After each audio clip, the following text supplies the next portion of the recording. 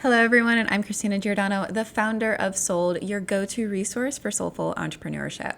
And my philosophy is this: people can no longer be sold to, they must be sold to. This is selling with soul. This is marketing with integrity, where you no longer need to compromise your authenticity, your boundaries, your uniqueness, your wholeness. This is messaging in a way that actually reflects the transformation you provide, because it's your story, your transformation, and nobody can compete with that. This is monetizing and manifesting in a way that honors your fullness, all of the pieces and parts of you that are meant to be divinely resourced. Join me every Wednesday to learn all of this and more. Let's jump right in. This episode is called 5 Questions to Ask Your Inner Child to Harness the Manifesting Power of Your Essence. Now, why did I want to talk about the inner child today of all things? It's kind of, it's not in any way a strange concept for me to bring into my work. It's actually a lot of what we do is related to childhood and then also our inner child. And that's essentially because your essence is so reflective in who you are and who you were as a child, but then also as your inner child today. And so this I found to be really imperative in my own journey of self-discovery and in my own transformation, and particularly as it relates to the work that is done within the money methods.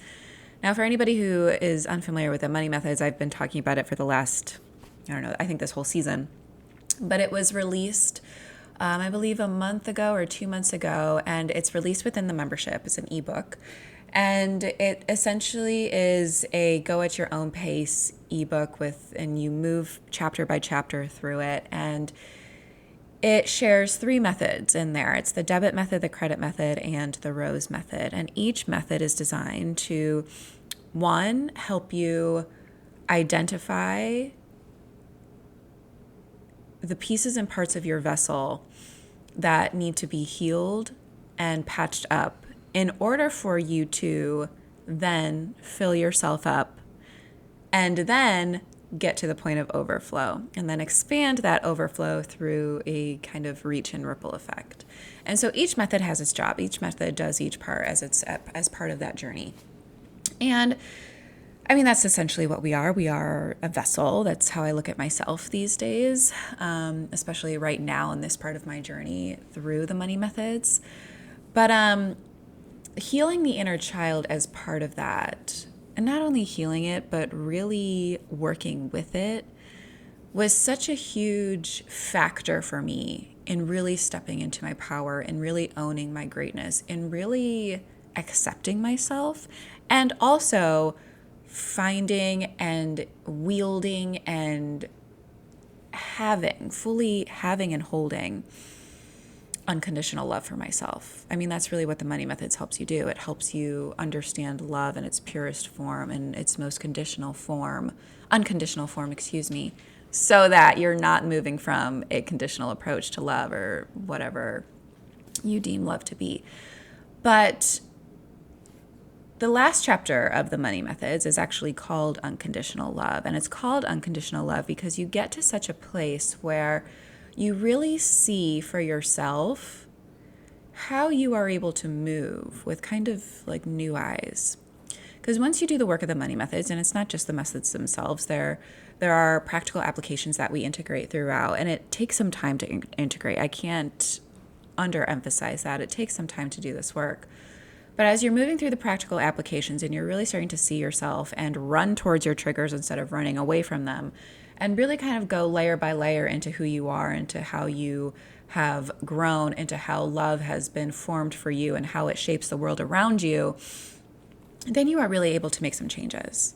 And the inner child is a huge part of that. So that's kind of why I'm diving into this right now. And I'm also diving into it because I know that there's an immediate need, at least I feel it, at least I sense it, for people to come home to themselves, for people to really discern what's right for them, for people to really find and fine-tune their alignment with life. And one thing I always say about the soul approach too is that it's really for people who feel that they have a calling. And I'm definitely one of those people. I absolutely have a calling. I'm living it out now. But let's start with what a calling is, so that there's no confusion, so that we're speaking the same language. So to me, a calling is where you feel a deeper connection to the work that you do, so much so that it almost feels like you were called to do it by something outside of you and something inside of you, something greater than you. Now that's the divine. That's the divine that's outside of you, that's inside of you, leading you. And since your soul path and your career path are uniquely intertwined, your higher purpose is therefore then connected to a higher power. And so therefore it is also divinely guided and protected. But the problem with modern day business building is that we are taught that our passion cannot be the same as our work, or that we have to hustle to make the business work out, or that we have to sacrifice ourselves through our time, through our energy, through our integrity, our boundaries in order to make it work. But none of this is true. We've been fed lies from those who chose to take the path of hustle. We've been fed lies from those who had to work hard and make sacrifices to achieve their dreams. We've been fed lies from those who said that their way is the only way.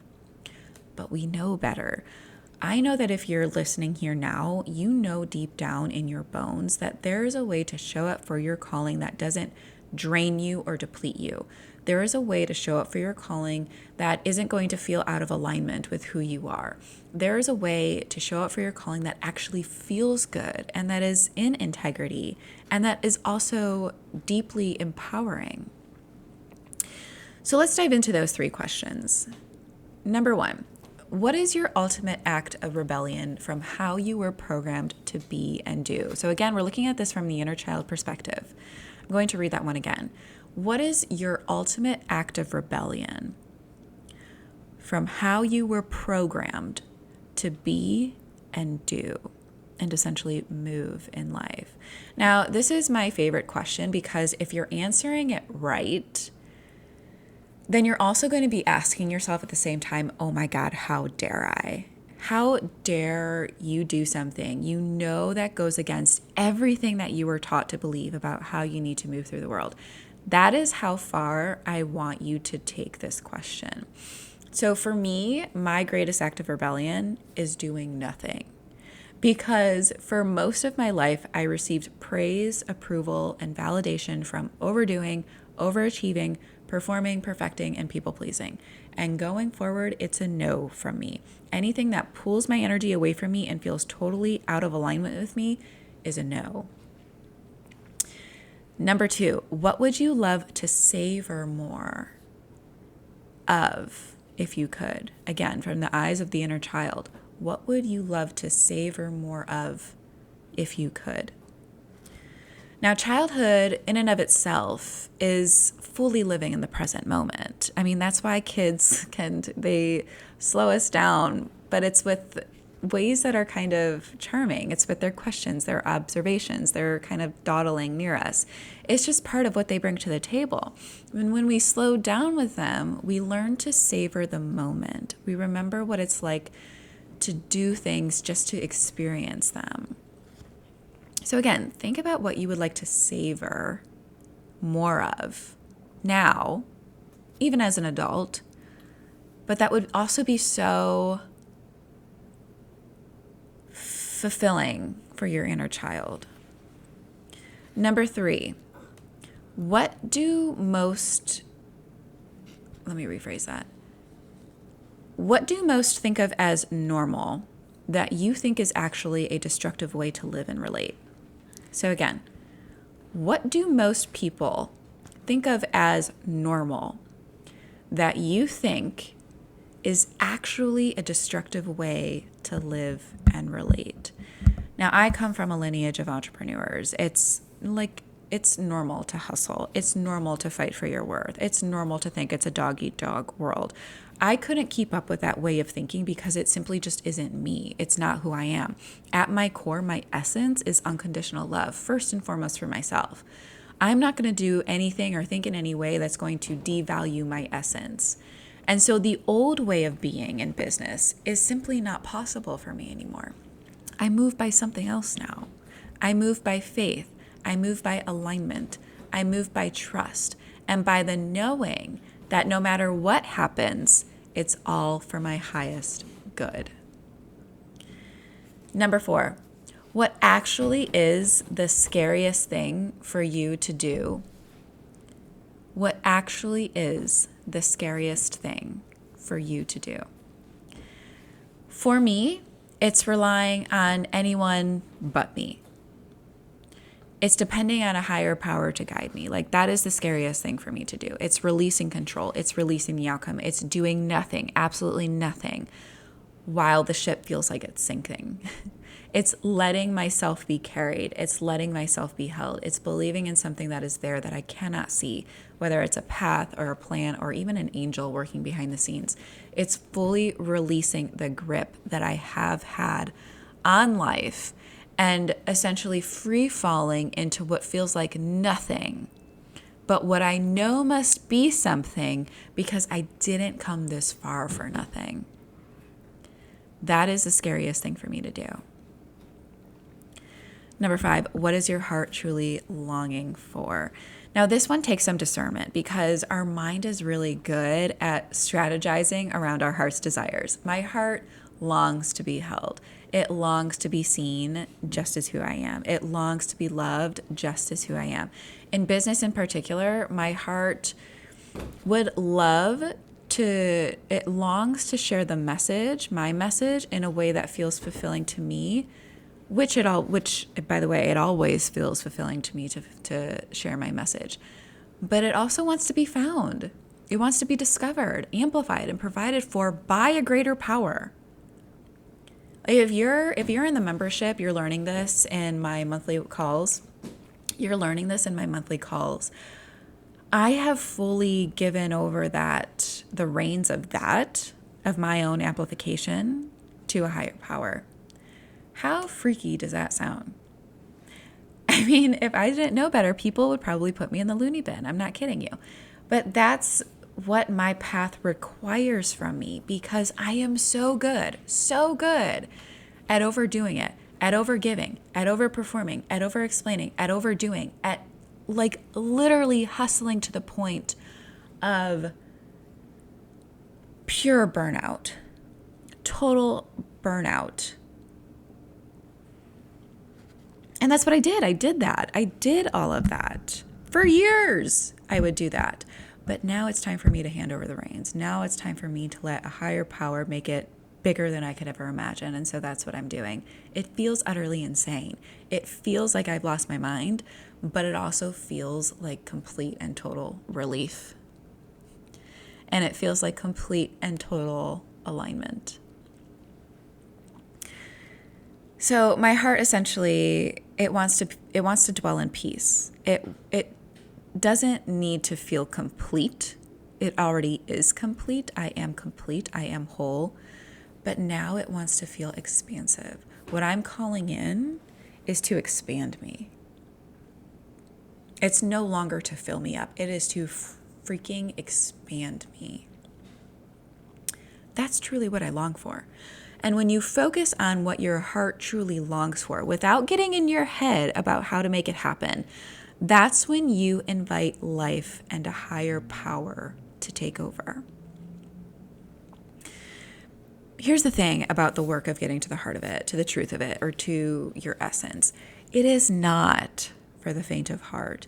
It is not for those looking for a quick fix. It is not for those who are not willing to sacrifice anything and everything that once held so much weight and power in their lives. When I think about my work and my beliefs around marketing and manifesting with nothing but our essence, I do get some trepidation about the pushback that I could receive from that. I do think, oh my gosh, if this were to go viral, or if this is the message that I'm putting out there that I'm going to be known for, I get a little trepidation. I get a little nervous about what that pushback is going to be because it's like all of my demons are now not within me. They're most likely going to rear their heads towards me. And that's what I picture happening is like me coming forward with this truth and then people being like, what? Like that's basically what I picture. Because honestly, it goes against everything we've been taught to believe about life and how to move in it, especially as business owners. but it's my calling. It's my way forward. It's the thing that sets me free. And I'm sure that I will get the statements of, she's so lucky, she's lying about how much she works behind the scenes, or that's not real life, or, oh, my favorite, how irresponsible of her. And the last one is my favorite because it still has a bit of a sting of it within me. But here's the truth. First of all, I'm not lucky. I'm aligned. I was letting all of the judgments within me and around me to dissolve by taking myself as low as I could, which is what I did. As low as I could go, meaning looking at the depths of myself, all of my shadows, fully conscious of this process and allowing it to happen. Every time I made it through a layer of myself, there was another layer to go. I had to shed so much to get here, to get closer to my essence, so that I could see, feel, and then rewrite all of those patterns and behaviors and beliefs that kept me so stuck and stagnant in all areas of life.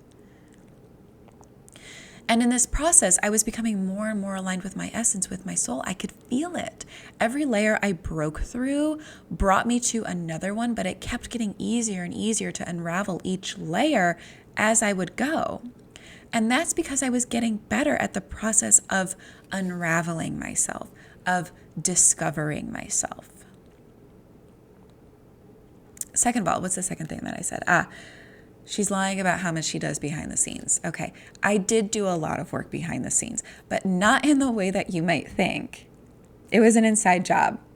Every marketing method I channeled took me inside of myself, where I had to look for the deeper clarity and the deeper truths about why what I do matters so much to me. From there, every money method had me look at myself from the perspective of how I am contained, my self-trust, my self-concept, and my relationship with and to power, love, and the divine.